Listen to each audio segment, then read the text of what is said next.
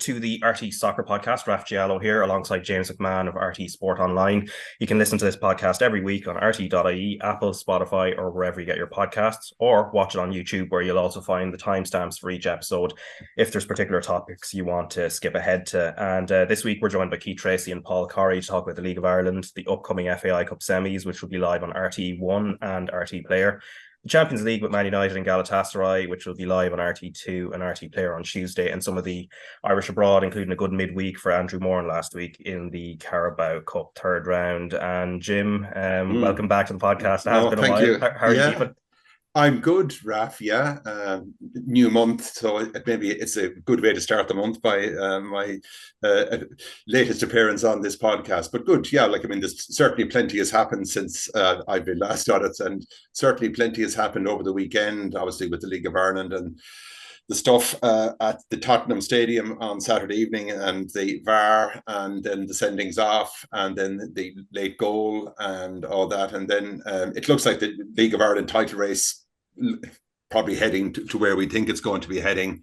And down at the bottom, it looks as maybe Cork are the ones who are going to be in that relegation playoff. But also we have two, I think, very intriguing cup semi-finals to look forward to next weekend as well.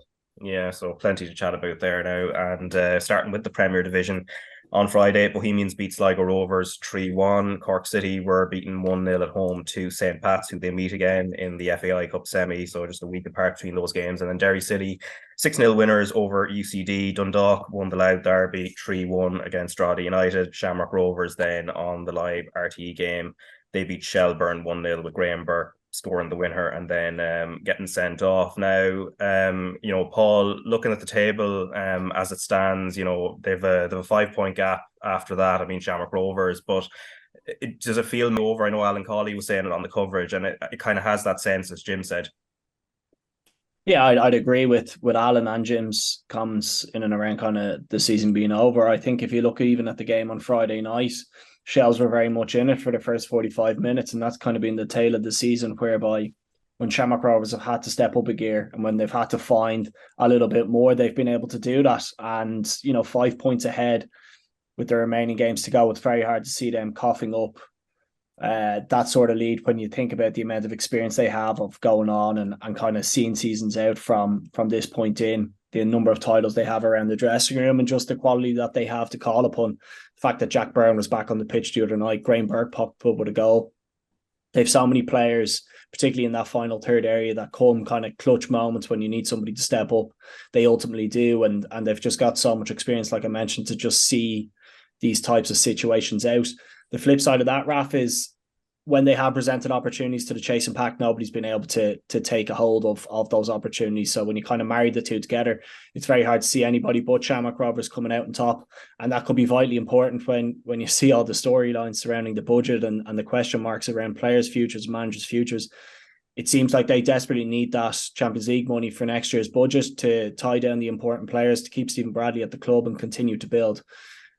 They haven't really, I would say, gotten out of third gear this season, but it's ultimately been enough, and you would be very, very surprised if it was to be any but Shamrock Rovers kind of seeing it out and winning this league title. Yeah, just on what Paul said there, Keith, just in terms of like Shamrock Rovers feeling like they're a little bit at a tipping point, and obviously becoming champions and then getting into the Champions League again being key for them. Does it kind of feel like there's a little bit of there's going to be a shift even like next season, regardless of how this season happens?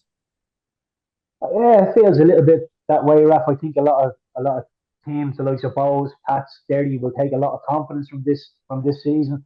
Derry, obviously, maybe you could say pushed the Rovers last season, but not really. They ended up winning that at Cantor again. They could have got involved in the race. Pats could have been better, but ultimately they've lost too many games. I think they're up around 9 and 10 games each that they're losing. And I think if you look at Pats, Bows, Dundalk, they're all a very similar level. They're all capable of beating each other, and everybody's capable of beating Rovers on the day as well. But generally, on paper, Rovers are that little bit better than everybody else. Their squad is, far outweighs any on paper, it's head and shoulders above everybody's squad depth. So, look, I thought Shelburne were really good. I thought the first half they were really, really good. Played a nice bit of football as well at times, when Rovers were sitting in the box and waiting for the ball to come in. They played a little bit of football with Harry Wood and Coyle Moylan as well, doing really well. So yeah, look, I think Rovers will be there to be got it. And like you're saying, we're hearing rumours that Shelbourne are going to have a bit of investment as well next season, so they might be able to rival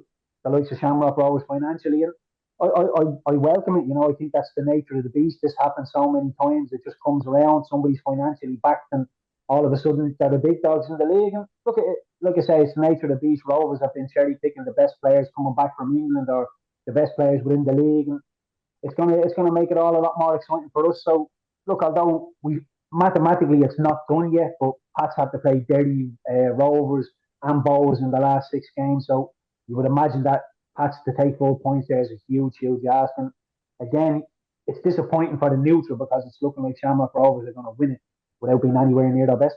Yeah, and Paul, just in regards to Graham Burke's performance, so obviously a well-taken goal, although I'd be interested to get your take on maybe the goalkeeping side of it as well, because just the way that shot was taken and seemed to take an age before going in, and then of course his second yellow as well when he caught Mark Coyle.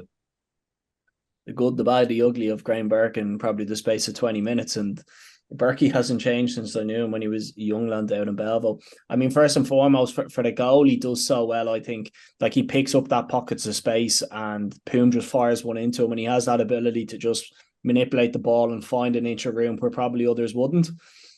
The strike is okay. I think it is one where Conor Kearns will reflect on and say that he absolutely should have got down to it. I'm not unsure kind of why he delayed his dive so much, because it just seemed by the time he got down, it was too late and the ball had gone by him. But I think credit where credit's due to Berkey and even the pass from Poom.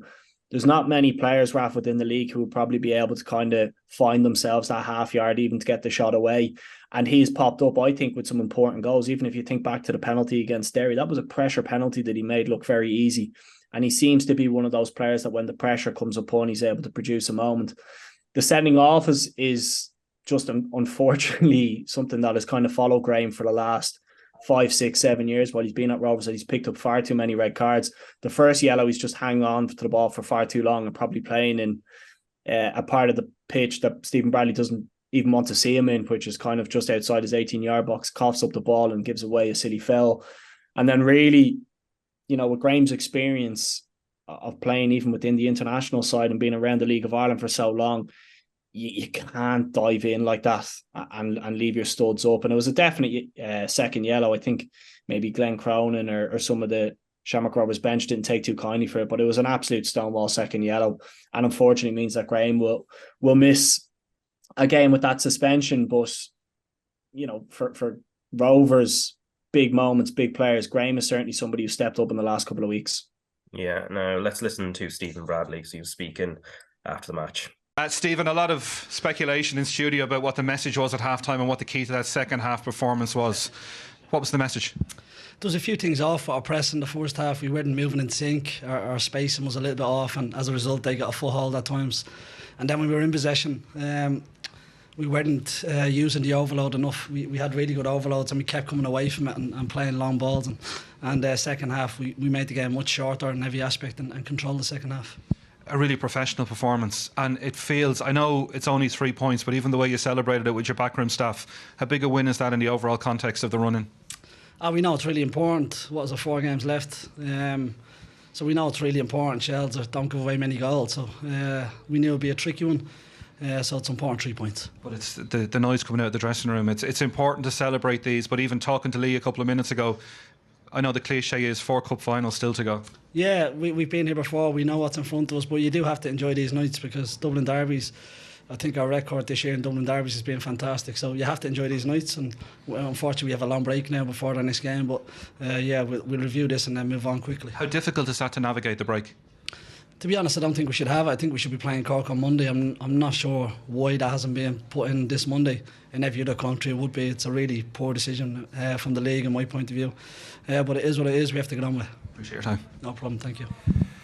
All right, so that is Stephen Bradley there speaking to Damien O'Mara after the match. And just on that last point that he made, now it's not the first time he's been unhappy with the league in terms of fixtures. Usually it's when they're in Europe, as occurred last season. There were a couple of times where he felt, fixtures should have been kind of moved to help accommodate Shamrock Rovers. But Keith, just on this long break that they have now, there's an international break as well, which is part of it, but they don't play again until the 20th of October against Drogheda, and then Cork the following Monday. Of course, Cork are playing in the Cup this weekend coming.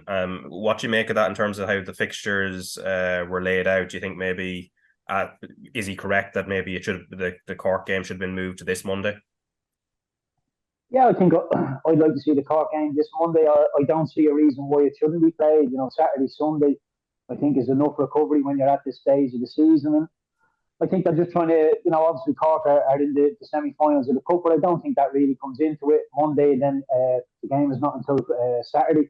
So I think there's enough recovery time for Cork, there's enough recovery time for Rovers. Yeah, I think Stephen Bradley is spot on, and it's not the first time he's had issues. Obviously, as you pointed out, wrap around Europe, they feel like they don't get a lot of help given the fixture listing. Now, when they actually want to play, they feel like they have legs, they feel like they can go. They're being sort of held on the leash a little bit. So I can understand why Stephen Bradley is annoyed with it, and I can't see why it's not happening, to be honest with you, Raf. Yeah, and in terms of the chasing pack, then Derry City trashing UCD, as I said, 6-0. But Paul, Will Patchen's goal, bit Cantona-esque. So the one he scores to make it 2-0, it was a great goal. But I'm still at the same time, I'm sure they're ruining the last couple of weeks as well, where they would have dropped points that would have kept them much closer. Yeah, I'm sure Raf, they're still looking back at that Shamrock Rovers game when they were 1-0 ahead and just thinking they should have shut up shop and try to see out that game, slow the game down, make it difficult and just frustrate Shamrock Rovers. And that will ultimately be their Achilles heel when it comes to chasing Shamrock Rovers. The game against UCD, the writing was on the wall. UCD very much down and out at this period of the season, and Derry still pushing for that European spot, and going up there is not an easy place to go. I've gone up with UCD before, and I think we got beaten 7-1. And when you score early after 5 minutes through Danny Mullen, it becomes a very, very long night. And listen, Derry have players that can pull you apart in any given night, and that's not just UCD. You touched on Patching's goal. Throughout the season they've had good team goals, unbelievable individual moments, and when you put it all together and when it falls together, they can be a really difficult team to play against. So there's no surprise that they went up there and they've battered UCD. I think it is important now, just from a momentum point of view, that they finished the season on a good foot and they tried to close that gap even psychologically between themselves and Shamrock Rovers, so that when it comes to the beginning of next year, they're ready to go. They've got a really good age profile when you look through the squad. I think that's probably one advantage that they have over Shamrock Rovers. Shamrock Rovers a lot of players 30 and north, whereas if you look across Derry's team, they've probably got a bit more youth in that team to kind of balance out the likes of Michael Duffy and McElhenney, who have so much experience. So I'm sure Rory's telling his players that. I'm sure they'll be disappointed overall with the fact that they're not involved in the FAI Cup and maybe didn't get close enough to Shamrock Rovers. But the professionalism they showed on Friday night is, I'm sure, something that he'll be echoing to his team, that they need to finish the season strong. Yeah, and Bulls have a big cup game coming this weekend, having to travel to Galway United, which is going to be a very tough task. But they beat Sligo Diallo Park 3-1, and Keith, it's a nice warm up for them as well. But looking at the goals, obviously Afolabi will get the headlines because he scored a brace, but they seem to be really strong down the wings in that match. Yeah, Bulls are very strong down the wings, and looking forward to the cup semi-final. I think Galway are really strong down the wings as well. And a quick overview of that game I would imagine that's going to be won and lost on the wings. Who defends falls into the box better, because Galway don't complicate the game too much. If they get it in a decent area, they will whip the ball in with some decent quality, and they'll have some lads going to attack it, and they will ring the edge of the box. So so much about the modern day press is about pressing and controlling the width of the 18-yard box. If Bows come out and just get really compact the width of the 18-yard box, Galway will play around that press and put it into the box, and it'll be really difficult for Bows to get round and stop that. So I think it'll be a really good game, Raf. I think Bows have been good for me this season. They came to Inchicore early on in the season. I was really, really impressed with the way they played, especially the front lads. I was really impressed with Ali Q. But I think the one word for me is with Bows would be consistency, as it would be with everybody, even Shamrock Rovers to a certain degree. Consistency hasn't really been there, but with Shamrock Rovers, when they play badly, they still draw the game, they still win the game. When Bows play badly, they lose the game. When Pats play badly, they lose the game. And that's the one thing. I know it's an old cliche, but the champions are doing what champions are supposed to do, and they're not getting beat when they don't play well. And I think that's just something that the likes of Pats and Bows and Dundalk and Derry, they just need to get harder to beat. I know they have all the talent in the world. They can rip teams apart. They can beat Rovers on their day.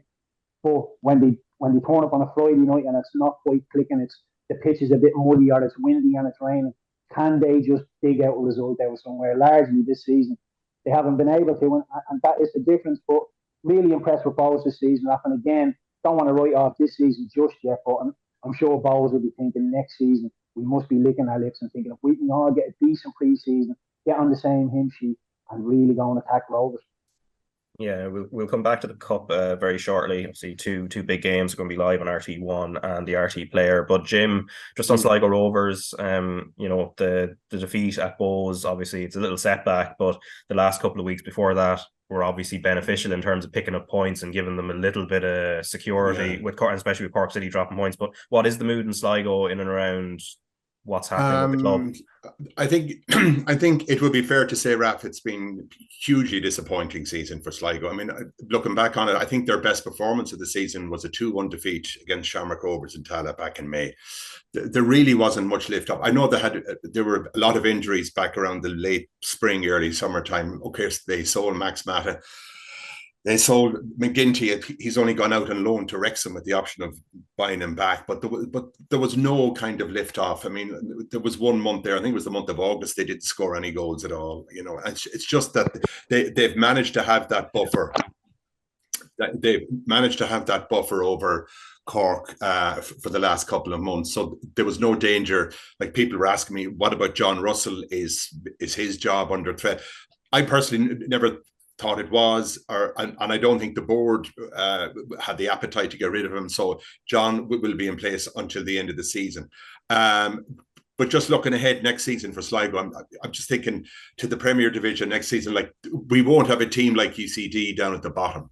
So there'll be no one team that is saying, yeah, that's the team that's going down. I think with Galway coming up, with possibly the likes of Waterford, with the likes of Cove coming up, it's going to be even more competitive down that bottom, sort of from the last 4 or 5 teams down next season. So Sligo, they're obviously, John, if he's still there, are just going to have to get it together a bit more next season. I think they're going to have to get somebody up front, a decent number 9 that can score goals for them next season, because that's one of the things that's been so disappointing, is their threat in front of goal all season hasn't been good. And overall, since they won the cup they won the league back in 12, and then they won the couple of cups. Maybe last season, getting that run in the Conference League in Europe and beating Motherwell. It's by and large, it's been up and down the last 4 or 5 years for Sligo Rovers, which is quite disappointing. And this season has been disappointing, and there's no two ways about it. Yeah, I think the same sentiment would be there in Dundalk, Paul. I mean, but we were talking about them last week before the Loud Derby, and just the mood around Dundalk based on the trashing that they suffered at Galway United in the Cup, and then some of the other results in the league, and how they'd kind of slipped down into mid-table and out of European contention, that there were sort of issues there. But they have bounced back last couple of games now, and capped by coming from behind to beat Drogheda United 3-1. Yeah, and even just kind of looking back on the goals, it's much more of what you would expect from a Dundalk team, and maybe a Dundalk of old, whereby, when they're at it, their fullbacks are high, they're, overlapping wingers, they're really dangerous in the final third, and the home crowd seem to get up against you, and it becomes a really difficult place to go. I think on far too many occasions this year, they've been a really soft touch, and that is testament to the results against Galway and Pats and kind of going on really bad runs of form. But Friday night was much more like it. I think even when you look at the goals, Daniel Kelly's one overlapping fullback ball into the box, and if you look at the amount of numbers that they have in there, they're causing a threat. You've obviously got Pat Hubin at the top end of the pitch. When you supply him with chances, he will ultimately cough up goals. But I thought there was just a bit more intensity and aggression in their play, and that has probably been something that's been missing on too many occasions this year around. And look, Raf, if you look at the Premier Division table and the games that are still left to play, a lot of those teams in and around kind of 2nd to 6th have to play one another. And if Dundalk were to put a run of form together, you would imagine they would probably need to pick up 10 of 12 points that are remaining, that could be enough to just see them into fourth place. Have they shown any signs of putting a run like that together? Not really. But in the last 2 games at least, the performance against Cork at home, followed up by the performance against Drogheda, they've shown a bit more appetite. And maybe the result against Galway was, a bit of a reset that they needed to have amongst the squad. It's been a very, very disappointing season, but maybe, just maybe, they might be able to salvage something from it. No real major indicators to say that they will, but if they could just find a bit of form, click the right people into gear, there's a little bit of hope there that they might be able to grasp onto that fourth spot. Yeah, meanwhile, Pats, and we'll kind of turn our attention to the Cup very, very shortly. Obviously, they warmed up for the same fixture, winning at Turner's Cross, as they will be, they'll be playing Cork again in the semi-final this Sunday. But before we kind of touch on how those teams match up again, Keith, I mean, the red card or the second yellow, for John O'Donovan, Cork City's John O'Donovan, before Pats get their goal. What did you make of it? Because it looked a little bit, seems like he got the ball actually, but it seemed a little bit harsh. Yeah, it was an absolute joke, Raf. I have to be honest with you. When I first seen it, I thought it's a free kick to Cork, and the referee's gone the total 360 and gave a free kick to Pats on a yellow card. Totally wrong decision. The first yellow card, yeah, no problem. Second yellow card, ridiculous decision. How the referees come to that conclusion, I don't know. But look, I do think the game hinged on that. Pats were a better team with 11 men each. They were the better team when Cork went down to 10 men. But I think Cork would take a little bit of confidence out of that, thinking we restricted Pats to largely nothing. The goal, the Mark Doyle header, is a lovely goal. It's a great ball in from the right wing. Mark Doyle just steals a march on the fullback, ghosts in. It's a lovely little header. But from open play, I think Pats had 2 shots on target with up against 10 men. It's not hugely encouraging, but I do think Pats are sorted in their heads now. This is not something I picked up from being around the club whatsoever, but I just think maybe all their eggs are in the one basket now. They're in a great place in terms of the table, in terms of making Europe.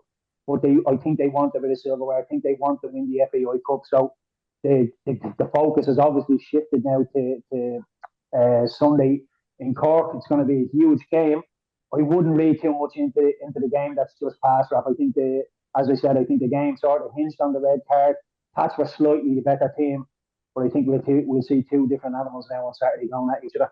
Yeah, and Paul, they're coming into this, Cork City coming into this run-in in terms of trying to at least salvage this potential and increasingly slim chance of avoiding the relegation playoff spot, and then trying to get into an FAI Cup final with some changes behind the scenes. So Liam Buckley, who was combining the head coach role with the sporting director role, he's just going to now stick to being sporting director. And the owner, Dermot Usher, said Liam brings a lot to the club, but we are conscious that results have not been what we need in recent games. Following internal discussions, we feel it is best to make this change now as we go into the last 6 games of the season. What do you make of that move? I think it's probably the right move, Raf. Last time I was on, I think I was saying that, it was a little unpredictable from a Cork point of view, particularly, for the players trying to understand who was going to take charge. And Liam was obviously brought in to take over a specific role that ultimately he wasn't able to do because he was in charge of first team matters. So I think it makes sense to make the change. Listen, Sligo have pulled away, so they need to best prepare themselves now for whatever playoff is going to come their way. And between now and the end of the season, find a system, get back to basics, and try become a very difficult side to beat, because whoever they do face from the first division will be coming up with a bit of momentum. Whereas Cork in the last couple of weeks have stalled a bit. The results that they were finding kind of 4 or 5 weeks ago have dried up, and they're leaking a lot of goals. I think kind of come the weekend in the FAI Cup, it's very hard when you're not in form and when you're not kind of finding consistency in your performances to then, switch it up and find that. Obviously, the home crowd will be behind them on the weekend, and it'll be a difficult place to go for St. Pat's, but I do find it very difficult to see how Cork, who haven't beaten Pats this year, beat a Pats team who are probably in a little bit more form. The one thing that's going to be very interesting, I think, is particularly from a St. Pat's point of view, is the number of young players in this squad is incredible. They put out a tweet there saying that 7 of the players who were involved last Friday were eligible for the 19s and 3 who could still play for the under 17s. How do they deal with an occasion of this magnitude will be interesting to see. Do they kind of, shriek under the pressure, or are they able to express themselves and play with maybe a bit of innocence of youth and get themselves over the line? But I think it's going to be a tricky fixture for Pats.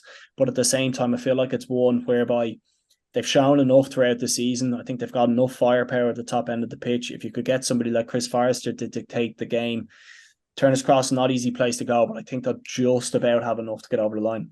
Yeah, that second semi-final, of course, it is live on RTÉ One and RTÉ Player with live coverage from 2:30 on Sunday. And Keith, just on that, in terms of Pats, well, and I suppose Cork as well. So Cork have that interesting dynamic where they're struggling in the league, but I don't know, does a cup semi-final as an occasion itself, is that a good distraction, or do league issues kind of creep in? And then for Pats as well, I mean, of course, as Paul is saying there, the likes of Chris Forrester are probably going to be key to carry those kind of less experienced players alongside him.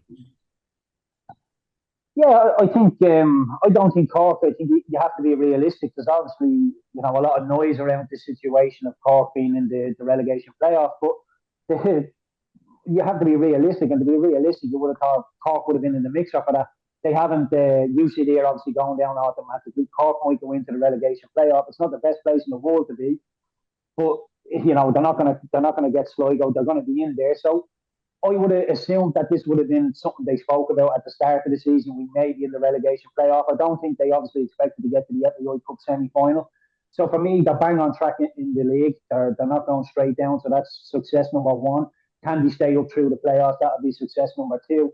And if they can somehow go and get their fans to the Aviva, I think it's been a brilliant season. And people say you can't say it's a brilliant season when you're flirting relegation. Be realistic. It's their fourth season. And let's be honest, Rory Keating's been absolutely outstanding this season. The amount of goals he scored, kept them in games, won them games. And look, I don't think it's going to be. I'd be very similar to what Paul is saying. I do think Pats might just have a little bit too much for them. But if I was to find out that Cork was to win the game on Sunday, I wouldn't be too surprised because, like I say, I think it's going to be a lot of blood, sweat, thunder, tears, and there's a lot of young players in that Pats team. They'll be going into the melting pot. How they deal with it, there's still question marks over a lot of these boys. So for a lot of these boys, it's the biggest ever game at Pats. Like they say, we're still young. So it's going to be sink or swim time, and we'll see how they deal with it down there. Yeah, and then the other game the day before on the Saturday, same kickoff time, 20:03, and coverage on RTÉ One and the RTÉ Player from 2:30 each day. So that's, of course, Galway United against Bohemians. And Paul, looking at it, obviously it's a testament to Galway United and the way they played this season under Caulfield that this one is hard to call when they're coming up against a Premier Division side that's actually been playing quite well across the season.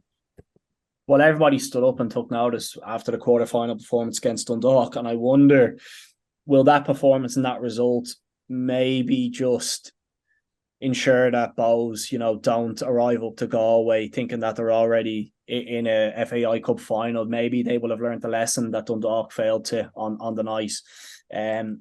I would have to fancy Bows. Just, I think, like Keith mentioned earlier on in the podcast, that they've been good in recent weeks. They've been particularly good at Dalymount Park, not being fantastic on their travels and picking up points in the league.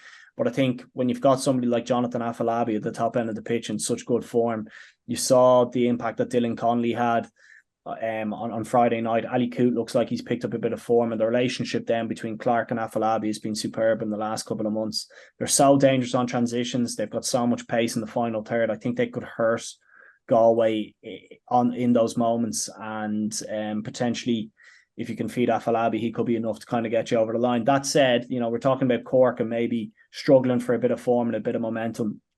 The opposite is true when it comes to Galway. Everything is behind that side, and I imagine come Saturday that the home crowd will absolutely be roaring Galway over the line. They'll make it difficult. They'll be in Bo's face. It won't be an easy fixture where you're going to have loads of time to put your foot in the ball. I can imagine this one will be a hectic semi-final, and it's just one where whichever side maybe gets the first goal gets them over the line. But I just think Bo's, Declan Devine, much of what Keith said around Cork and being a successful season, you kind of say about Bows. If Bows to get European football and FAI Cup final, that'll be major progression. And the one thing that the fans in Dalymount are desperate for is a bit of silverware. They had their European Cup run. They've had a lot of good younger players come in through the building and move them on. They haven't won anything in that period of time. And that is something that they will be itching for. And I think this might be the year, Raf. I just look at them in the final third and I think there's a lot of quality there. Players coming into form. good kind of statistics for goal involvements of players in the final third, and that might be just enough to get them over the line on Saturday. Yeah, and if you're calling it in terms of who will be playing against each other on the 12th of November, who are you going for, Paul? I think it's very hard to look past Pats and Bows. I just think, throughout the season they've been pretty good, and I would imagine that they'll step up to both occasions. Yeah, and Keith, similarly, are you looking at a sort of repeat of the 2021 final then? I would be going for Galway and Pats. I just think, I know what Paul is saying about Bows, really, really good. But when you look at Galway's home form, 16 games, won 16, only conceded 4 goals all season. I just think it's an absolute fortress down there. John Caulfield will have them revved up and ready to go. And I just think they'll be ready to run through brick walls. Over the weekend, I think we're going to see an upset. And I think we're a lot more likely to see Galway beating Bows than Cork beating Pats. So I'll go Galway and Pats in the final. Yeah, and Jim, final call to you. I'd imagine, look, if Galway United were to do it, I mean, they haven't won a lot of silverware as a club over the years. It would be a great story if they were to get to a final and maybe push on further. I think you have to go back to 1991. I think it was Johnny Glenn scored the goal for Galway to beat Shamrock Rovers in the final at the old Lansdowne Road, 22 years. I might just concur with what Keith said here. I think it'll be a Galway v Pats final on the 12th. And I think Galway will bring a big crowd to Dublin on that day. So Galway Pats. But again, as Keith said, I don't think you'd fall off the seat if Cork were to come through either. And we could also have a Bows Cork final. But I'll go for Galway Pats final on the 12th. Okay, we'll see what happens after this weekend. So those games live on RTÉ One and the RTÉ Player Saturday and Sunday. Of course, the first one, it's Galway United against Bows, 20 to 3 kickoff, and then Cork against Pats the following day. Again, same time, 20 to 3 on the Sunday. Now, in the first division, Finn Harps beat Kerry 2-1. Galway United continue their good form and warmed up for that cup semi-final with a 6-0 win over Athlone Town, who've been decent this season. Waterford and Wexford drew 0-0. Bray Wanderers beat Cove Ramblers 2-1, and then on Saturday Treaty United defeated Longford Town 3-2 away from home. And what it does to the table, obviously Galway are safe home in terms of promotion, Waterford are 20 points behind them, and then the rest of the promotion battle here, Paul, I mean, Cove on 54, Wexford on 49, Athlone on 46, they're occupying the last places, but that Treaty United win puts them just within 5 of Athlone Town, and with there are games running out, so it's going to be a hard task for Treaty. But if Athlone, I guess, get another win or so, then I think we're pretty much locked into what the playoffs are going to look like. Yeah, absolutely. And once you get to that playoff situation, no different to what you see over in kind of the English leagues, it's an absolute lucky dip. And maybe the team who's bringing form into it, Cove being particularly good in the last couple of weeks, they might be the team that kind of cause a bit of an upset and spring a surprise. A lot of people be looking at Waterford and the season they've had. Only Galway've been so good. It might have been a little bit of a tighter race at the top end of the division, but you're always looking, I think, at this stage of the season, who's carrying momentum and who are the team in form, because that ultimately kind of lends itself to a bit more confidence, a bit more belief within the camp. But I'd be very surprised, Raf, if Athlone were to kind of cough up that 5-point advantage from here.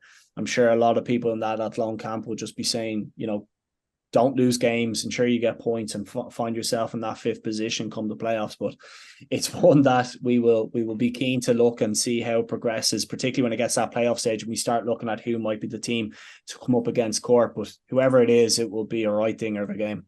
Yeah, and then in the women's Premier Division over the weekend, now the weather saw the games between Cork City and Athlone Town, Treaty United and Galway United, and Wexford Youths v Shamrock Rovers all postponed. But the 2 games that did go ahead, Sligo Rovers beat Bows 4-1, and then Shelburne were 2-0 winners away at DLR Waves. And as the table looks now, Peamount are top on 43, Shelburne on 37, Shamrock Rovers on 34, and then there's Galway and Bows 29, 27, and Wexford just behind them on 26, and Athlone Town, who are runners up in both competitions, the Cup and the League last season, 7th place at the moment on 22. Now, in terms of the women's international scene, so Katie McCabe has signed a new deal at Arsenal, and then Megan Campbell, great news for her, joining Everton as well. But Jim, I suppose the last couple of games, so the 3-0 win over Northern Ireland, which was of course a historic occasion in the Nations League opener, Aviva Stadium, big crowd there, and then going over to Hungary then and winning 4-0.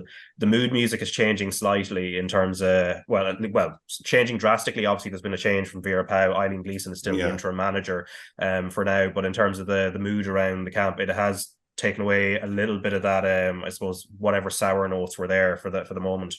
Yeah, and I suppose that there were, like, when you look back on it, since the team did qualify for the World Cup, there's been controversies with the singing in the dressing room, and then the Vera Pauw with her time at Houston Dash, and then stuff between Vera Pauw and Katie over at the World Cup. But now look, that's that's in the past, that's over. What we're looking at here, Raf, is probably the distinct possibility that Ireland are probably going to top their group here in the Nations League. So, I mean, and even like this, to get 6 wins on the trot between now and Christmas would be a huge boost heading into the qualifiers next year for the Euros 2025. So certainly there's talk. You could also get the sense that they're trying to play something a bit more expansive in the type of football that they are playing as well. I would counter the fact as well, Rafa, that maybe the quality of the opposition, I thought the North were, maybe apart from maybe a 10-minute spell in the second half, were quite poor. So too were Hungary. So you have to take that into account. But winning is a habit, and I think they can have a really positive end to the year, with getting 6 wins on the bounce. Yeah, and let's listen to Denise O'Sullivan, who was speaking after the game, after the Hungary game in Budapest, which was, of course, 4-0 win, and she capped off a brilliant personal performance by scoring the 4th goal. The aim, obviously, tonight was to build on the win over Northern Ireland, and certainly that proved to be the case. Yeah, definitely. Look, it was very positive tonight. We are trying new things, different style of play, and look, there's loads of positives out there, and it just shows the team is coming together, and I think we're really enjoying the football right now. And 4 different goal scorers, Caitlin's first goal tonight, so a lot of positives to take away. What about your own goal? Yeah, look, I really wanted to get a goal. That's my job. I'm playing at number 10, so I want to assist, I want to score goals. So to get off the mark tonight was nice, but it was a team effort. Everyone put in a great shift, and we're going away with 3 points, 6 points top the table, but it's a long journey ahead, so we'll just keep going. How important was it to start this campaign so positively? Yeah, it was huge. Look, coming off the back of the World Cup, we needed to get off to a good start and just get back together again. And as I said, we're trying a new style of play. A lot of things have changed, and look, the girls have been absolutely fantastic. We've all came together, we've rallied around each other, and as I said, 6 points, and we're walking away with that, so that's good. And clearly the new style of play is working. Yeah, look, it's working so far, but I think we have a lot to improve on as a team. We have some quality players, and we only want to keep getting better and better. That's the attitude of this team. So happy with the performance, but we still have a lot to improve on. Well played tonight. Thank you. Cheers. All right, so that Ireland midfielder Denise O'Sullivan, playmaker, scored the 4th goal and also player of the match against Hungary, and that was the second UEFA Women's Nations League fixture, and then there's more to come in October and November. And Paul, just on Ireland's performance over those span of 2 games, and I think the interesting thing Denise O'Sullivan said there was the idea of trying new things, which I think is a sort of reflection of maybe where they had been at before this last window. Obviously, as Jim said, there's a note of caution. You have to take the opposition into account. But at the same time, what's your kind of overall take on, I suppose, the sense of change or positivity that's there now?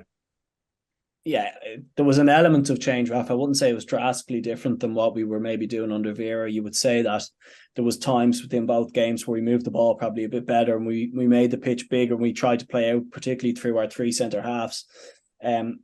I think what was most important about that window was the performances and the results, because there were so many eyes on this team based on what had been said, particularly after Diane Caldwell's interview and the remarks that she made about Vera and her setup. So I think the performance and the results were very important. There was probably 20, 30 minutes within the Northern Ireland game when we looked a little edgy and a little nervy, and that was probably understandable given the occasion at Lansdowne Road. But as we grew into the game, we started to find a bit more accuracy in our pass and a bit more tempo in our passing. And that it was maybe something that we didn't see a huge amount of under Vera. And we got Denise on the ball, and we got Katie on the ball in probably more dangerous areas. But to Jim's point, you have to take the opposition into consideration. We were far and away, miles better. We were much better players than both teams.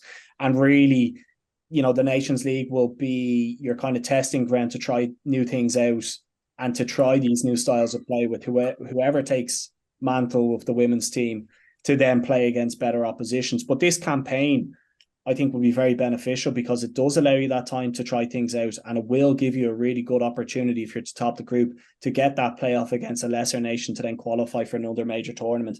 So it was a very positive week for the side. I thought there was a couple of really good performances. Caitlin Hayes, who came in, was superb.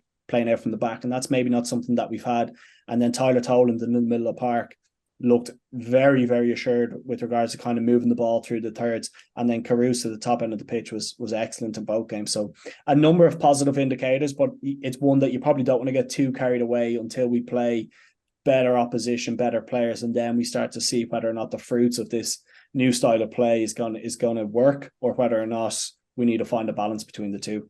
Yeah, and positive indicators, I think, would be very apt in regards to Andrew Moran, so the Ireland under-21 international, who has come through at Brighton. Of course, he joined them from Bray Wanderers a few years ago, but he got a couple of first team cameos for Brighton, but now on loan at Blackburn Rovers, and really caught the headlines last week with a couple of goals, Keith, in the Carabao Cup, and this was against Cardiff, and it was a couple of different types of goals. One came from kind of pressing and an error from Cardiff, but the second goal was that he scored on the night was really impressive. Obviously, Callum Robinson scored on the night as well, which shouldn't be forgotten for Cardiff. But once you make him more, and I know a couple of weeks ago we were talking about like the club being a great environment for him, having had your own time there, and the back room there will be brilliant for him. But him as a player, what have you made of his start to the season? Yeah, looks really good, Raf. I've seen him playing against Cardiff, and like you say, the first goal when he goes and wins the ball, it's really encouraging, because we need to see that from younger players, the desire to run around and want to win the ball. Does that really, really well. His second goal is a great strike with his right foot as well, a little bit of distance involved, and so he's a good smack of a ball as well. And 2 assists on the night as well. I'm not sure if it was his first or his second one, I can't quite remember, it's not coming to mind, but he just comes in off the right wing, he's quite central, gets it onto his right foot, plays a lovely little weighted pass to the overlapping fullback, he crosses it, and they end up going and scoring. And it's all about the weighted pass, to have that pass appreciation at that age. But it did surprise me a little bit, but then when you look at that, he's been under De Zerbi, under Graham Potter, obviously now at Blackburn Rovers, under Yandel Thomason as well. So there's just so many great minds, great footballing minds. Obviously, De Zerbi, tactician, really, really good. And he looks to be going strength to strength. Blackburn didn't do too well. The other night, he was against Leicester, he was quite largely anonymous, but Blackburn were poor on the night as well. So look, a lot of encouragement coming from young Moran. I like what I'm seeing. He's probably still a little bit raw. People obviously, whenever somebody does well across the water, can we get him into the Irish team? I think that's probably a little bit premature, but the early signs are really, really good. And it's hard not to get excited about these lads when we're looking for players who can play on the half front, play those little balls, score a goal, run around, give us all that want and desire. He looks to have it all, but we don't want another. It's probably a little bit disrespectful. I was going to say we don't want another Aaron Connolly, but we don't want another star like Aaron Connolly. When he burst onto the scene, we threw all this weight on his shoulders, and obviously he's starting to rebuild himself now. So the last thing we want to do is to get all this media hype behind Moran, and then all of a sudden he falls off the wagon, or maybe the performances go a little bit down and he feels like he's starting to fail. That's not the case here. He's a young lad. He's doing really, really well. First impressions are really good. Let's give him a little bit more time and see how he does. Yeah, because as Yandel Thomason said, his Blackburn manager, and this was after the Cardiff game. He's a young man who's also very driven. He wants to become better. He's very ambitious. So we're very pleased with Andy. And Paul, like looking at him, I made a point of looking at the Leicester game just to watch him, and obviously someone we're going to talk about very shortly as well, Sam Szmodics as well. But the Ireland under-21s, the game against Turkey was brilliant, scored a great goal, but then afterwards against San Marino, which I think there was a lot of expectation in that game to go on and get a lot of goals, but Ireland were a little bit disjointed in that game, and Moran among them as well. And Jim Crawford made a point, I think, coming over to him at full time just to give him a little bit of a word in his ear of encouragement, because I think it had been a little bit of a frustrating night for him. But looking at him as a player, he picks up very interesting positions. I thought, like against Leicester, it seemed he was supposed to be lying up on the left, but you see him kind of popping in kind of into the hole in the middle, then drifting out wide a little bit. Like he's got a lot to his game. He does, and he's one of those players that will probably tend to drift and just find pockets of space wherever he feels he can get one. And I mean, I thought he showed quite a bit in that Turkey game in particular, that he's got elements of quality, and his goal is not something that you see every week, nor something that many players are able to execute on. So his technical ability is certainly there, but I think to your point around the fact that maybe there was a bit of a drop off in the San Marino game. What you find with younger players is that they tend to be a little more inconsistent. And the only way of kind of eliminating that inconsistency is by getting minutes under your belt. So that's why it's so important that he's gone out to Blackburn and that he finds a really good environment, like Keith has said, similar to that of a Brighton, whereby he can get minutes and he can start to learn the game and maybe eradicate some of those inconsistencies out of his game. But he's got a lot, Raf. He's got that low centre of gravity. He looks so comfortable on the ball. He can thread a pass, he can score a goal. And that's really kind of the box ticking that you want to do when you're looking for somebody who's going to play in that final third. You want goals, you want goal involvements. And one thing that you can certainly be sure is that there's going to be a tenacity and aggression in his play when they haven't got the ball, because he would not be so highly thought of at Brighton if he didn't have that in his game. That is an absolute minimum when you play in that Brighton side, and you see that with all the players that they have. So it'll be one that you just want to track. Like Keith said, you don't want to heap a huge amount of expectation and pressure on this young man's shoulders, but he certainly has the game. He's got the technical ability to play, particularly at the championship level where he is right now. And it's about minutes, and it's about trying to get as many minutes into his legs and into his mind to learn the game a little more. And then the more he does, I'm sure you'll see this guy kind of taking a step up to the next level. But it is important that we kind of just give him space to, one, make mistakes, but also two, to express themselves. And it'll be an interesting journey, one that will be certainly keen to track, particularly because we don't have a huge amount of depth within that area. Yeah, and then the other one that I think people, if they're looking at Blackburn, to look out for is Sam Szmodics, Keith. And of course, he's eligible for Ireland. I think he had been called up a couple of years ago by Stephen Kenny for the sort of Spain training camp that led into the Andorra game, and then Hungary, but picked up an injury, pulled out of that. But it only seems his international clearance was really sorted this March.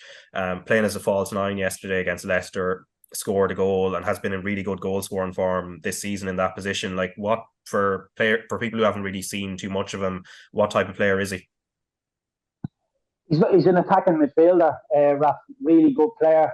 As you say, can play in the false nine. But the one thing I like about Szmodics, and sometimes it can be quite a general thing to say, but and Paul will know this being a defender, if you go and stand in the centre forward position, you're very easily marked. What he does is he arrives late in areas and he's not picked up, and that's what he's good at. And you can say that and say that's a really oversimplification, but if you're arriving late rather than standing there, it's so much harder to be marked. And yeah, he's been really good. 28 years old, so he's not a young lad coming out. This is probably the first time a lot of people are hearing his name, but he was at Bristol City, at Peterborough, got the move, a 1.8 million move. Really enjoy him. Good finisher when he gets the chance of arriving late at the edge of the box. 6 goals and 1 assist in 9 games in the championship. So doing really well in this Blackburn team. And yeah, he can play for Ireland. And again, he's one that, look, if he's doing it at championship level, which he obviously is, and the stats are really good, 6 goals and 1 assist in 9 games, why not put him into the Irish team? Like Paul has just said, we're absolutely crying out for this type of player. Andrew Moran's a little bit younger. If he was to come into the Aviva and not play well, it could probably leave a little bit of a scar. With Szmodics being 28, I don't think that's a real issue. He's been around the block. He's played in the lower divisions. He will be toughened to the crowd. So I would be more inclined to put him in than an Andrew Moran. But again, playing in the championship, is that the type of level that we want in our Irish team? Ideally not, but it's a sign of the times of where we're at, that we're looking at these type of players, and this is what we need in the team. We need people who can play on the half turn, keep the ball, and arrive with goals for us. Yeah, and then elsewhere, and this is further on the continent, Jim, and I guess we've had a period maybe where we didn't have so many players going towards the continent. The last few years there has been a bit of a change, but Jake O'Brien maybe didn't quite get headlines over here, but he made his debut for Lyon on Saturday. Now they're not Lyon would be shining lights in France normally, but they're sitting bottom of Ligue 1 at the moment.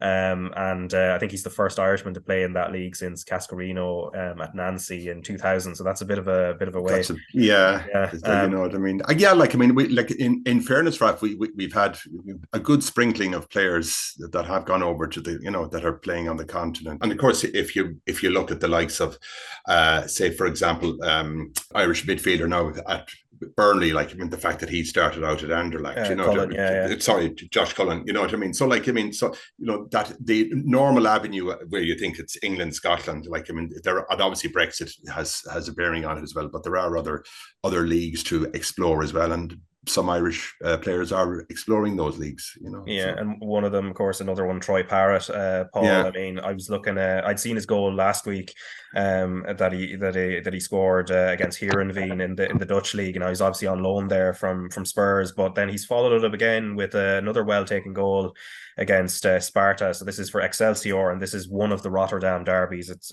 they happen to be the only, I think, Dutch city where there's like 3 clubs that play at the highest level. So there isn't one Rotterdam derby. I think Feyenoord will be the one to Feyenoord. It'll be Feyenoord against one of the others, will generally be regarded as the Rotterdam derby. But it's been a good move for him so far, it seems. At least I think he seems to be somebody who needs that confidence, and maybe getting away from England for a while and trying out a really technical league like that seems to be a positive move for him. I think getting him out of the UK was probably the right decision, and getting him out of the limelight and maybe just going somewhere where he can express himself a bit more. I thought he took his goal really well, Raf. I think he got himself into the position even better. And listen, nobody will really question Troy's natural ability on a football pitch. He's got a lot. I saw a lot of him at Belvedere, and I saw a good bit of him at Tottenham as well. And he has so much to his game that it's just taken him a bit more time now to adjust into kind of the senior men's setup and adjusting to maybe the physicality of the game. But I think the move to Holland has been a wise one, to be honest with you. I think, just like I mentioned, getting out of London, getting out of the UK didn't really work out for him, and any of the low moves that he had, and this one seems like it'll be a good fit. If you think about particularly the style of football that they tend to play in Holland, it tends to be very technical. It's on the ground. And if it worked out very well for Jack Byrne, Troy's probably not too dissimilar in the way that he wants to play the game. So it's great to see him back on the score sheet. It's great to just see him playing games. So important at that period of your career that you play as many games as you possibly can. And this seems like a really good opportunity for him. And if he was to find a couple more goals, you know, there could be a couple of teams lined up who might take a chance on Troy if he was maybe to, you know, dip back into the championship and become the out and out number 9. That would be really good for him. But it's about probably getting back to enjoying his football, scoring goals. And on the basis of the last 2 weeks, it certainly seems like he's heading that way.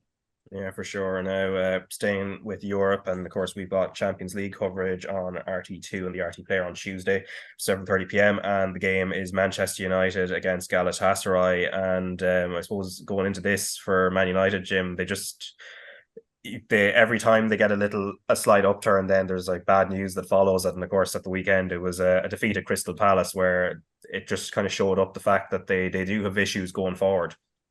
Yeah, I think they've had issues for a while, Raf. I mean, I think the players, or the purchase of certain players at the club and the cash that's been spent on those players has been questionable over the last couple of years. And I also believe the Old Trafford ground as well is in need of repair.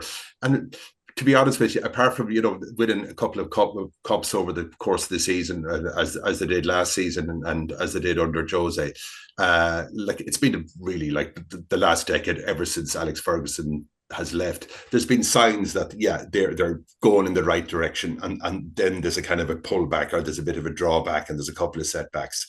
And last Saturday was another example. After, you know, they beat Palace comfortably. Okay, Palace had a much changed team during the week, but Palace scored early on, and the resistance or the effort that was summoned by Man U afterwards wasn't particularly good, and it was no wonder that they were booed off at the end. And the way the Premier League is this season, Raf, I mean, it's going to be competitive up around the top. Okay, I mean, and there's a possibility that the top 5 will get into the Champions League next season because of the expansion of that competition to 36 teams. But there's no guarantee, at the way things are going so far, that Man U are going to be finishing up possibly top 5 or top 6. So the game against Galatasaray is important for them in terms of getting out of the group, which you would think that Bayern are going to top that group and that Man U should finish second ahead of Copenhagen and Galatasaray. But who knows? I see that Anthony is back in the squad for tomorrow, but they've also got injuries. I think Lisandro Martinez is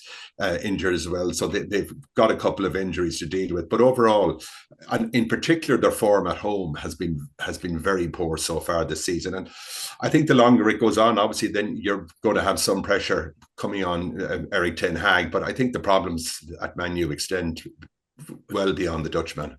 Yeah, and Keith, just on that as well, because it is a home game, and while United will be favourites against Galatasaray, who have quite a few interesting internationals, the likes of Wilf Zaha, Hakim Ziyech, and Icardi as well. Man United's problem seems to be they're a little bit out of sorts in attack. I mean, Bruno Fernandes takes on a lot of the mantle in terms of creativity, but Rashford seems to have made a relatively slow start to the season, bar the goal he scored against Arsenal. And then you look around and Rasmus Højlund is a young player coming in, and it's quite unsure how he's how he's going to pan out in the short term. Yeah, I think United have been lucky at times and been poor at other times this season. When you look at the games they've already lost, obviously Spurs, Arsenal, and Brighton, and now Crystal Palace. And then you look at the Wolves game, which they were lucky not to be given a penalty against in the last minute when Onana comes out and smashes one of the Wolves players. And they were 2-0 down against Forest. And I think if that's anybody else in the league that's from position 16 up, United don't get back into that game. So they have been lucky at times. The big thing for me is just the work rate off the ball. So many players now think, oh, well, I'll turn around when I have the ball. The only player who has the God-given right to just turn around when he has the ball is Lionel Messi. Nobody else can do that. Nobody else has the right to do that. Nobody else has the amount of talent that Messi has to warrant being able to do that. So when the likes of Marcus Rashford decides he's not going to run back against Brighton, this can't happen. And Manchester United, any captain over the years, would not have let that happen. Bruno Fernandes is probably at the top of the pile for people who switch off when the game is going against them. So for me, I don't see a leader in that dressing room, and that's a crazy thing to say when you think of the likes of Casemiro, Champions League winner, Varane, World Cup winner, Champions League winner. But to be fair, Varane is made of glass. You can't make him your captain because he doesn't play enough games for you. The midfield for United is absolutely thrown together. When you look at the likes of Mason Mount, he's playing next to Casemiro. Mason Mount wants to go the front of the pitch. He doesn't want to be looking over his shoulders and worrying about what's behind him. I think there's only one or two players in that United team that will actually try and get you the ball back. And at the minute, it's just absolutely all over the place. And I feel a little bit sorry for Rasmus Højlund because he's come in, he's walking his socks off, he's being physical with people. He's had one cleared off the line the other day. He's trying his socks off, but Marcus Rashford, if you stood him next to Højlund, I don't think you're getting anywhere near the same amount of work rate. And slowly but surely, Sancho's unhappy, Maguire's unhappy, McTominay's unhappy. It just seems to me that there's more and more players becoming unhappy at Manchester United than actually happy at the minute. And I have to be honest, I see it getting worse before it gets better. They were outclassed by Brighton with a team where they go toe-to-toe playing football. So Brighton came to Old Trafford, played really open, expansive football, played United off the park. Crystal Palace come play a totally different way, low block, frustrate and play for set pieces, and they win the game as well. It's just nowhere near good enough at the minute. And I feel a little bit sorry for Ten Hag because a lot of the problems he's created himself, but a lot of them is just in the club's DNA at the minute, and it's going to be so hard to wrestle that club back into a forward momentum. Yeah, as you said, Ten Hag maybe create some issues for himself. In terms of the Rashford thing, I think Rashford's argument is that he's been told to not track back and be ready for counterattacks and that. But if you're in Rashford's shoes, do you sort of and that's coming from Ten Hag. Like, do you track back anyway and try and help out, even if the instruction is to kind of stay forward and be ready to go when the ball is won back? Yeah, look, I get that. I've been given licenses like that, and we get in the game myself where I say, look, if it's certain points, you just let him go. But like the pass at Brighton, it was literally 2 yards to the side when he has a look and he goes, no. Like I think when Ten Hag is saying to Rashford, don't bother coming back, we'll get you on the counter attack. I think it means that if there's a 30-yard space between you, don't bother tracking back because the distances are too big. But if the distances are okay, then by all means go and get the ball back. Or maybe Ten Hag has Marcus Rashford in this air of Lionel Messi that you just have a free roll there, son, and the rest of the boys will go and get the ball back for you. Look, I don't think Marcus Rashford is. I think he's a brilliant player, one of the best players in the Premier League. But to be giving him free license on that left wing, then you're asking Sofran Amrabat to play left back by himself and deal with overloads. This is not, a tactical setup that I think can win. I think it's a tactical setup that's naive in places, and I think it'll be heavily, heavily criticised. Like, if you're sitting there, any right winger in the Premier League, name any right winger in the top 10 clubs in the Premier League, they're looking at Amrabat playing left back and they're thinking, lovely, what a day for me today. And look, don't get me wrong, I think Amrabat's a brilliant player. I think he's really good. What he did for Morocco in the World Cup, there's no question he's a talented boy, but he's not a left back. So, you're at the minute, I know they've injuries, I know this and that, but I don't see that getting any better, Raf. I think if they were to finish, if you were to offer them sixth at the minute, I think they'd rip your hands off.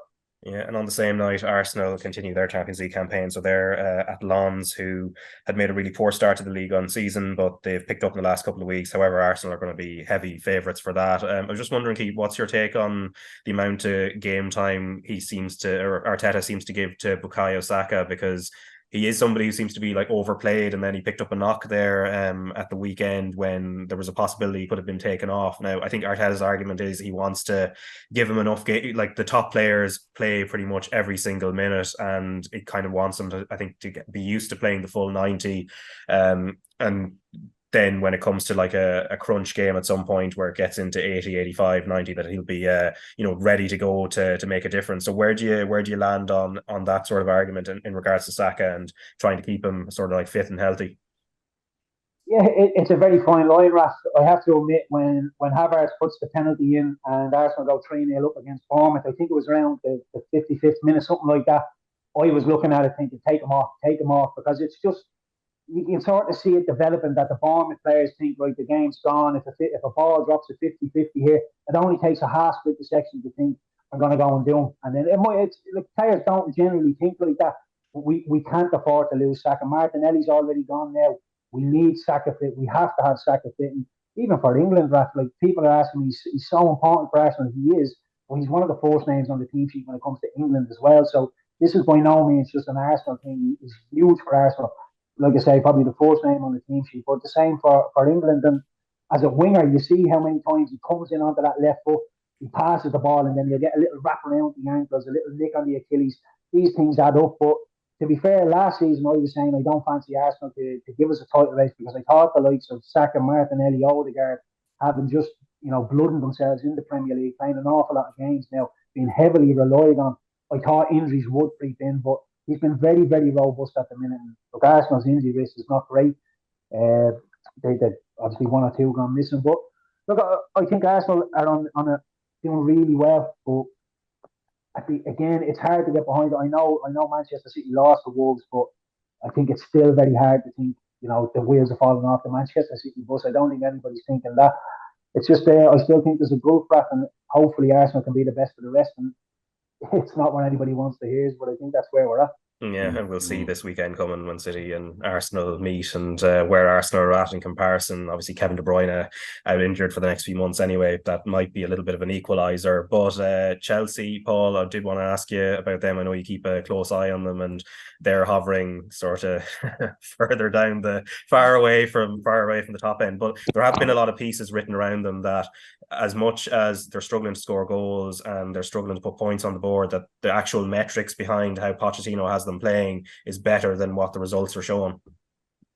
Well, parts of the performances would certainly suggest that, Rafa. I mean, if you look at some of the games, even particularly kind of Bournemouth and Nottingham Forest, the number of times they say entered the final third and just either made the wrong decision or poor execution meant that the chances were kind of coughed up or weren't taken advantage of. And really, a lot of what Chelsea have done has been okay and good at times, but they're really struggling to score goals, and that has to be a major concern. Everybody keeps going back to the amount of money they've spent, and they still haven't got what seems to be a recognised centre forward. Nicholas Jackson has done well. His general play is very strong and holding the ball up. He's very sort of awkward, it seems, to play against, and he got a goal last week against Brighton in the League Cup, so you're kind of hoping that might change things up. The injury to Nkunku hasn't helped, and Sterling hasn't really been able to find consistency in front of goal. So that will always be the major question around Chelsea, is that, yes, they get themselves into decent positions. They play quite, pretty football on the eye, but they're nowhere near ruthless enough when those opportunities come up. So if they are to kind of mount any sort of challenge for a top four, which seems very unlikely. They're going to have to tidy up in that area. And the next two games present decent opportunities of picking up 6 points. They play Fulham away tonight, and then they play Burnley on Saturday away from home. And maybe that will give them a bit of momentum if they were to win both games heading into the international break. They've still got an injury list that is, hard to get your head around with the number of players that they have out injured and what's going on that side of the game. I'm not too sure. But there's been elements of the game that have been decent. But now for Pochettino, they keep talking about this project. They've got to have to get points on the board very, very soon. And they can't continue. Like they drew with Bournemouth. They were beaten by Forest, and then they were beaten by Villa. That doesn't tend to last very long for Chelsea fans. So Pochettino has to, I would say, get 6 points out of the next two games. Yeah, but the big story, Jim, before we go was, of course, the VAR between Spurs and Liverpool. So, of course, Spurs beaten 9-man Liverpool, but the contentious thing was the disallowed goal for Liverpool. And, I mean, I don't have the best eyesight in the world, but even on the replay, and still, I didn't need any lines drawn on it. It was fairly obvious. Now, it seems it was a communication error that led to it, led to that issue happening in terms of the VAR room thinking that the goal had been given by the referee, when in fact it had been ruled out on the pitch. Ruled out of the pitch, yeah. So obviously, Raf, the people behind the scenes in VAR didn't go through the full diligence in this particular decision that was put in front of them on Saturday evening, and a good goal was ruled out. People are angry, because it's not the first time we had the situation, say something similar for Wolves at the start of the season against Manchester United. I don't think, obviously VAR is here to stay, but there's been perhaps too many contentious issues around it over the last couple of months, and even going back the last couple of seasons. I even think Sheffield United played Villa when the league came back after COVID, and they had what looked like a perfectly good goal. I remember that it was on the Wednesday. It was the Wednesday in June again, but it was frustrating. It just added to Liverpool's frustration on Saturday evening. In fairness, though, I think the sendings off were correct. I particularly think Jota's sending off was correct. People are still debating about Curtis Jones, and then for Spurs then found it desperately hard. They just could not unpick the lock that was the Liverpool 9 when the Liverpool 5 or 6 players across the back there, until Joel Matip's unfortunate positioning that saw the ball go into the back of the net. And I was watching it on Sky, and Gary Neville was talking about the likes of John Terry and the likes of how he in his day was able to position himself or plant himself in such a way that that the ball would go the other way. That that there were certain players who had the sense, who had just that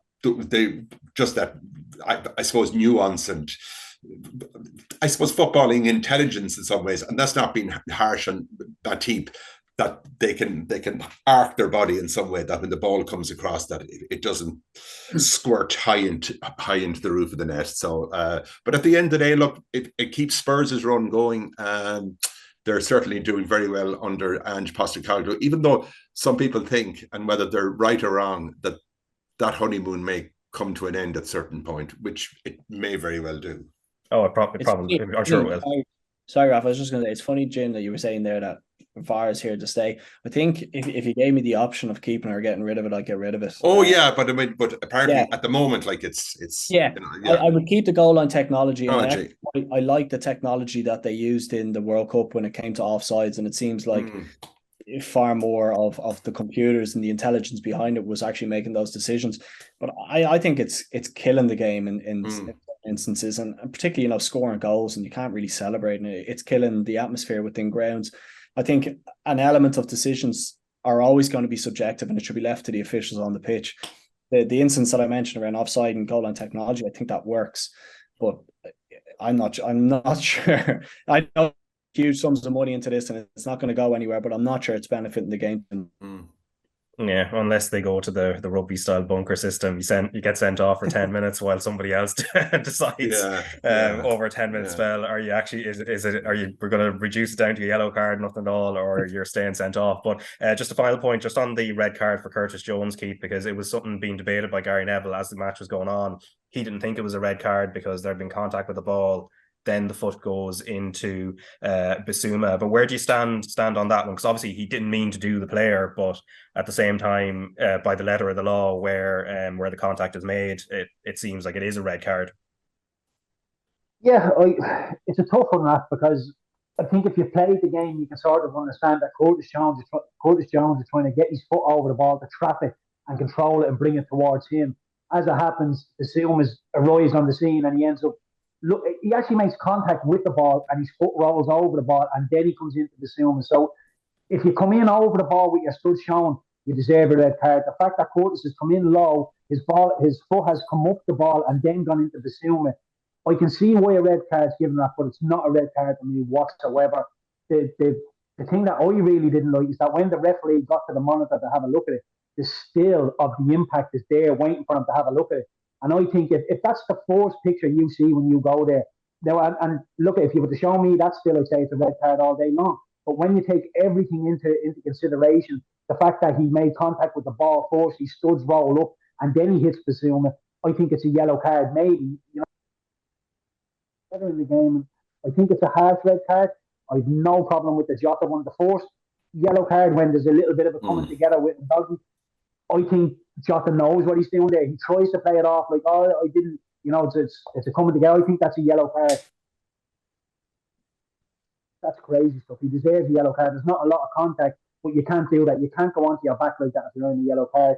But yeah, I have a bit of sympathy for Curtis Jones, and I think if there's an ex-player refereeing that game, I think maybe he sees that a little bit differently. But I have to be honest, when the referee goes to the monitor and sees that still forced, I think there's only ever going to be one outcome. Yeah, no, the judgment is made, and as I think the stats do show, like whenever they do go to the monitor anyway, generally they'll go with whatever the people in the VAR room have kind of suggested that their decision is wrong. But anyway, that is it for this week. Obviously, there's the FAI Cup semis on Saturday and Sunday on RTÉ One and the RTÉ Player, and of course the Champions League group stage match between Manchester United and Galatasaray, which will be live on RTÉ Two and the RTÉ Player on Tuesday. But Jim, thanks very much for coming on this week. Thank you, Raf. Thanks, lads. Thanks very much.